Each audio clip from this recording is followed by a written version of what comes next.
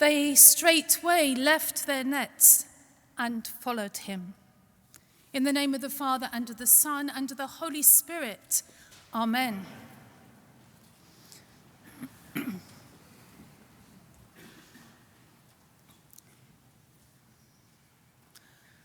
I'm sure that we all have certain sights, smells, sounds, or tastes that readily evoke wide-ranging memories of times and places, of people in our lives. A sensory treasure trove which is easily opened, unbeknown to anyone else in the room or space, as for a fleeting moment, we are transported back in time. For me, the sound of waves, the distinctive smell of seaweed washed up on the shore, and the crunch underfoot of multiple crushed cockle shells, and the piercing screech of seagulls in search of the sea's harvest, readily take me back to my childhood and the seaside near where we lived. My father and I frequently took Sunday walks after church, parking in the same spot beside the cockle sheds in Leigh-on-Sea.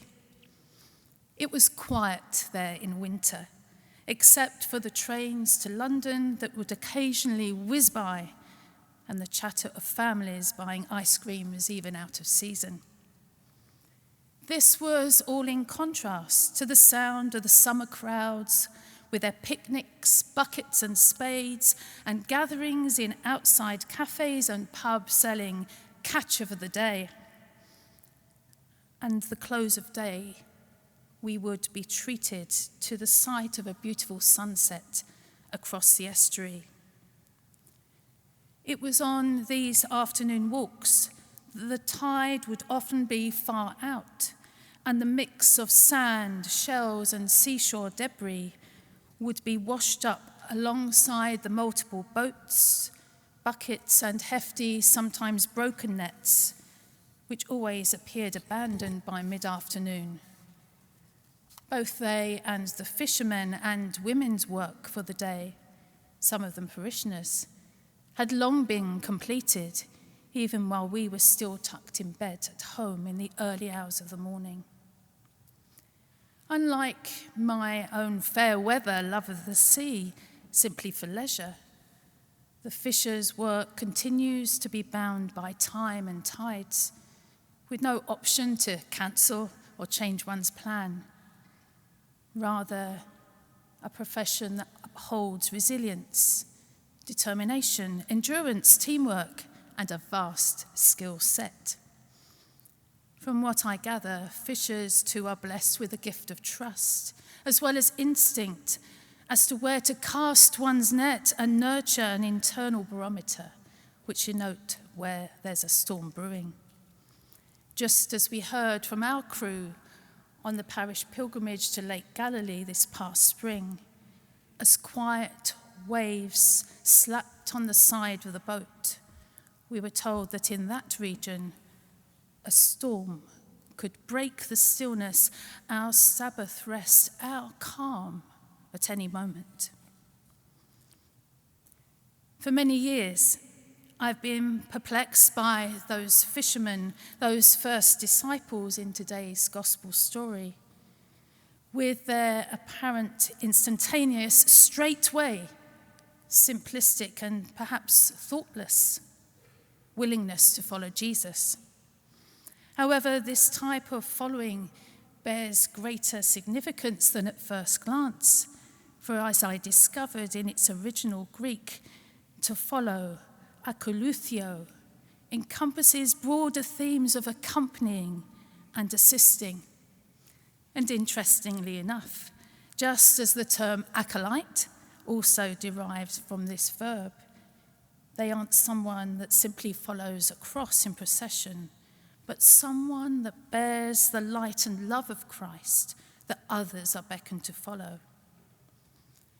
In other words, the call to follow in today's gospel is not a singular but participatory endeavor in a way that we could ever imagine, for it engages all of us all our senses, body, heart, and mind, not one in isolation, but together.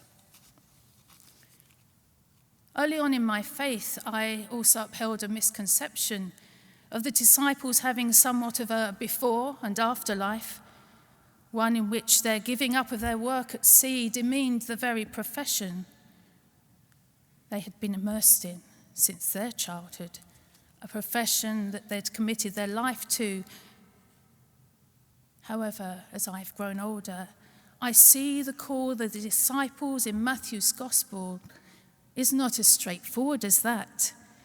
The call of these fishermen is not simply about giving up all that has been, but a summons or an invitation to give to God their future, who they will be and what they will do, as well as offer all that they have been, all their relationships, their skills, and all that they are, the good, the bad, and the ugly. In this pivotal moment in their lives, Jesus, as we heard, stops these new disciples in their tracks, and their seemingly ordinary existence is poised to become extraordinary as they lay down their nets for him, to follow him. And in doing so, Jesus doesn't end but nurtures and transforms their life.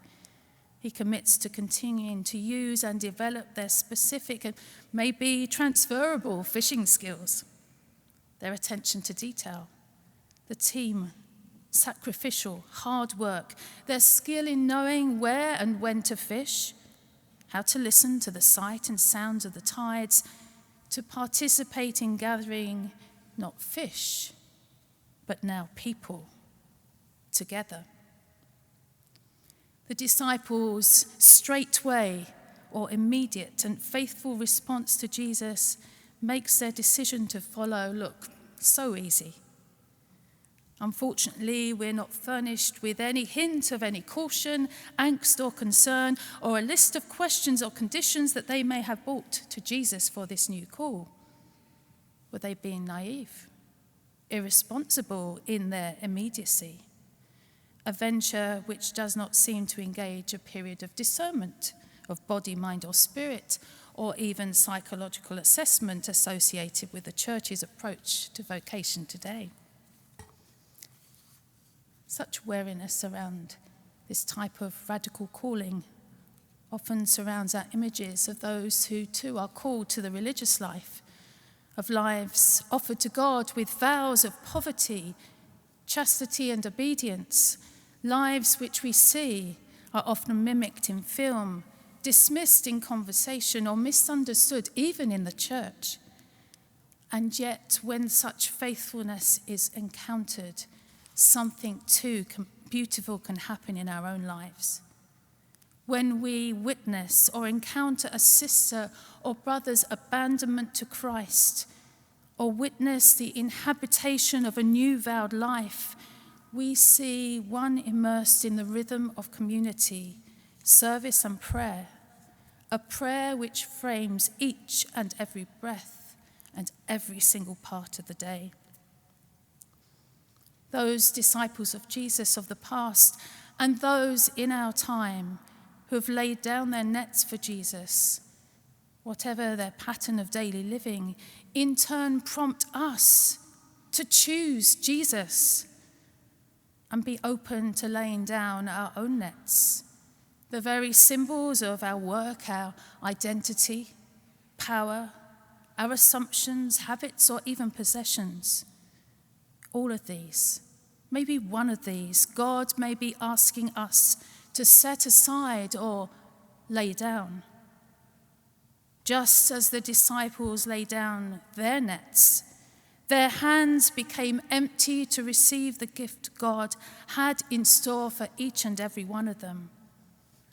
What might happen if we do the same? This weekend, in addition to prayers for Christian unity and in line with a resolution by General Convention in 2022, Many parishes are reflecting on the call to the religious life as a radical witness, a source of encouragement for all of us in our own daily response to Jesus' call. It was a Roman Catholic Franciscan sister who helped me discover in my early days of parenthood that all of life can be prayer.